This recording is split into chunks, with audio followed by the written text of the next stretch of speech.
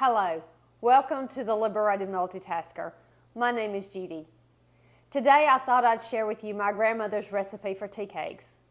So come join me. Our first step is to cream together 1 cup of sugar and 1/2 stick of softened butter. This is my Mamo's recipe, but in her recipe she did not mention how much flour we were to use, so I had to figure that out. Now we're going to add 1 egg, 1/3 cup of buttermilk, 1/3 teaspoon of baking soda, 2/3 teaspoon of baking powder, and about 1/3 teaspoon of vanilla extract. And we're going to blend this all together. Now we're going to add our flour. I'm going to end up adding 2½ cups of flour. This recipe is a much smaller batch than my Mamo's original tea cake recipe. I'll be using a silicone mat. Now we're going to sprinkle some flour before we work our tea cakes. And we need to work the dough until it's stiff. So I'm just going to get some flour on my hands and just work this dough till it's not as sticky, adding a little bit of flour as we go and just working it all in. I end up adding about 1/2 cup flour working these tea cakes.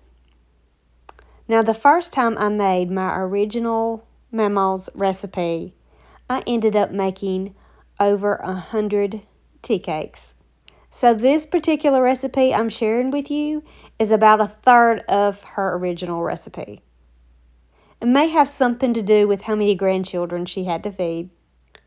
Now we're going to roll our dough out pretty thin, I would say about 1/4 inch thick, and then cut our tea cakes. You'll want to go ahead and preheat your oven to 350 degrees.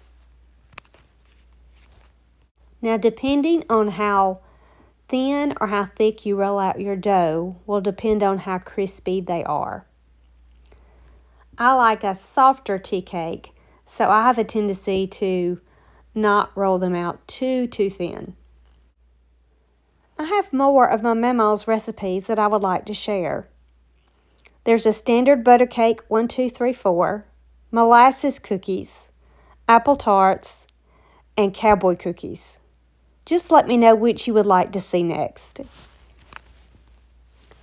So we're going to continue to roll out this dough until we have all our tea cakes on our pans.